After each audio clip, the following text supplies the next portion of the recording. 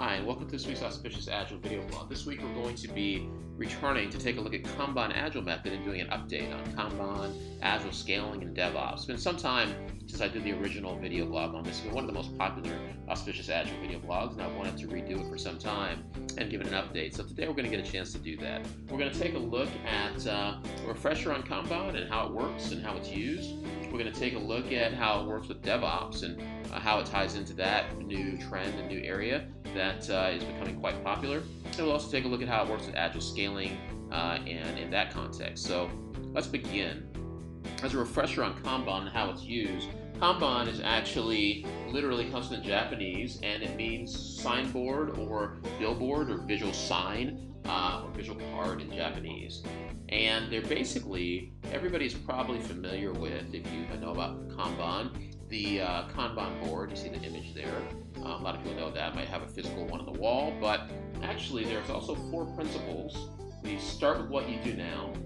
So start with whatever work you've already been doing. Agree to pursue incremental evolutionary change, which is to start and increase and improve as you go, or Kaizen. Respect the current process, roles, responsibilities, and titles. This is different from Scrum, where we have a change in the titles and roles. And encourage active leadership at all levels, which means from self-leadership all the way to supervisory, managerial, and executive leadership.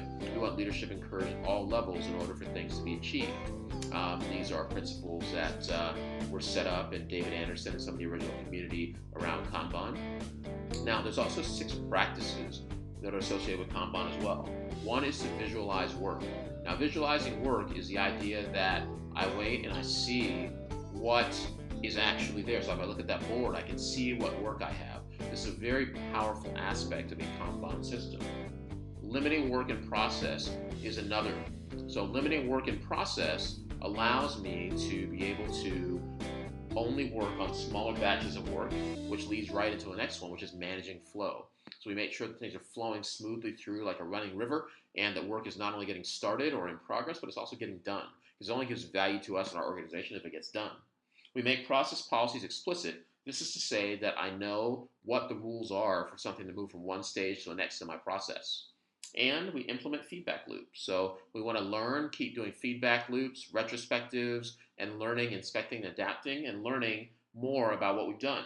We want to improve collaboratively and evolve experimentally, which is the idea that we're using the scientific method, the empirical method, where we test something, we try it, we see if it works well. If it does, we do more. If it doesn't work so well, then we try something different. And we, of course, need a growth mindset, as we call it, in order to be able to use that. So that is very beneficial for us. And also in Kanban, we have what's called Little's Law. Now, Little's Law is actually what we call the theory of waiting in lines. It's the idea that there's a formula behind it, and the formula tells us that we can tell how long you're going to have to wait based on the arrival rate and the processing time or processing speed. And this is actually very important because in Kanban and in Lean, we're always looking for bottlenecks, looking for long waits and long queues. So this formula actually turns out to be very powerful for that. Now, Kanban can be used in a number of areas, including manufacturing, which is where it came from in Toyota, and with Lean, and in software development, both for the software new development of projects and also for maintenance projects as well. It can be used in project management, whether project software or otherwise. So it can be used in a number of different project management areas to manage work that's happening. It can be used in a personal Kanban, or like this guy who's a chef. You can think of McDonald's. They have little screens that have the different orders that go from the front to the back where they're making up the different orders, and that could actually be considered a Kanban as well. And then if you look at the book by Gene Kim, quite famous now on DevOps, the Phoenix Project, they use Kanban boards throughout to track the work of an IT department. So used in all kinds of different capacities. Now, really important, Kanban isn't just a board or a tool. So you might be using LeanKit or Trello or Jira or whatever it might be, but the tool is not what is the Kanban itself. It's the visualization. So this coffee cup could actually be a Kanban because it might have on it what the barista needs to do in terms of steam milk and whether there's some other, what things. Those would be an indicator of work as well, and therefore that would be a visual Kanban also. Now, let's take a look at Kanban and DevOps. In a DevOps context, Kanban, of course, we use that same visual board. If you read the book, which I recommend, by Gene Kim, the Phoenix Project, you will see that they use throughout kind of a Kanban on the wall to look at the process and what's happening with their IT department, the work, and where the bottlenecks are, and what they need to do to be successful. So, of course, DevOps also involves tools. So there's lots of tools you've heard of, like Jenkins and Docker, Salt, and collaboration tools, and many others that are involved, microservices. You also have automation, so continuous integration, continuous deployment, and of course, the culture and the people aspect, where people are working and collaborating closely together. And of course, your Kanban visualization helps us to be able to do that and understand each other's work. And of course, Agile and Kanban and DevOps work closely together in order for all of this to work. And of course, Kanban is an Agile method. So we want to keep that in mind. Now, much of the visualization of work and support for collaboration and DevOps actually comes from Kanban and Lean. So you will see heavily, it's almost impossible to use a DevOps method without Agile, and Kanban is actually a very core part of that as well. The Kanban board is used in the Phoenix Project, as I mentioned, in the novel by Gene Kim throughout. So you'll see that and observe that when you're reading that book, if you do that. It helps us with limiting work in process, reducing batch sizes, and managing queue lengths. This is something that's mentioned in the Scaled Agile Framework website. So limiting work in process means we don't have too much work happening at one time, so we can be effective getting things done, that whole idea of flow.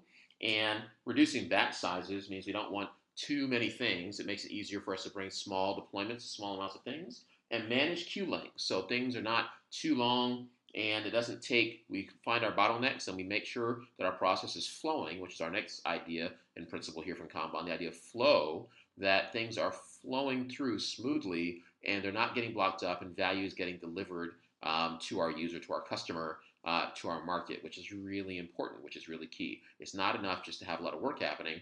We actually need flow. We actually need things to actually be happening. Okay? So that is the aspects, Kanban and Agile methods. You can also, of course, use Scrum with DevOps as well, but these are used throughout. These are part and parcel of using DevOps, and they are very tightly tied together. Now, let's go back and let's also take a look at how Kanban works with Agile scaling. So I'm going to now go over to the Scaled Agile Framework version 4.5. I like the Scaled Agile Framework as an enterprise model because it really does include a lot of things, and it gives you a good perspective. Now, what you're going to see in this picture from Scaled Agile Framework is that Kanban is utilized at just every level that is there. So from the portfolio level onto the large solution level, which is kind of for cyber physical systems, which is going to all the way down to the program level where we're looking at features for our product and our program, and at the team level where we're looking at all the different backlogs of each team, which could be Kanban or Scrum teams side by side. But there is a Kanban at every level. So you might say, why does that make any difference? Why would you use that? Why do they have that throughout Scaled Agile Framework? And let's take a look at why they do that. So Kanban is very useful, as it turns out, in enterprise Agile contexts. And if we look at the first three principles from Kanban, visualization of work, limiting work in process, and managing flow, there's a lot of benefit in using a Kanban system in a lean or agile enterprise. And of course, the Scaled Agile Framework shows a lean agile enterprise, which uses agile, uses lean, uses Scrum, uses Kanban, uses a lot of methods. So the visualization allows us to see whether I'm looking at epics at the portfolio level, where I'm going to make portfolio investments of dollars, whether I'm looking at other things and the features of my products. I'm able to see those by visualizing them in my Kanban system.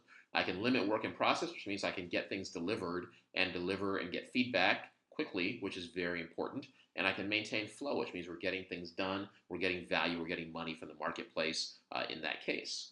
Now, note, SAFe uses this Kanban side by side with Scrum. So you can have Scrum and Kanban teams side by side. Also note that Scrum and Kanban are both agile methods, but they are not the same method. I know a lot of people I teach and train and coach will come and say, oh, I've learned Scrum, therefore I know Kanban, or I know Kanban, therefore that means I know Scrum. And you don't. Those things are different methods. In Agile, they are very different, even though they do align with the Agile Manifesto principles, each one, but they are different methods and they should be treated that way. They are not the same method.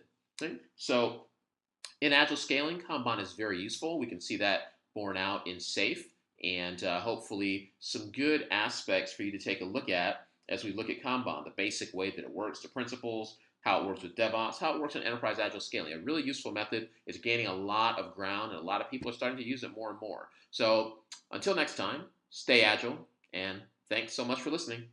Also, please do subscribe. You'll find the subscribe button here on the screen and below, and you can also find links and useful links to other videos here at the end, as well as ways to support the Auspicious Agile video blogs. Thanks, and talk to you soon.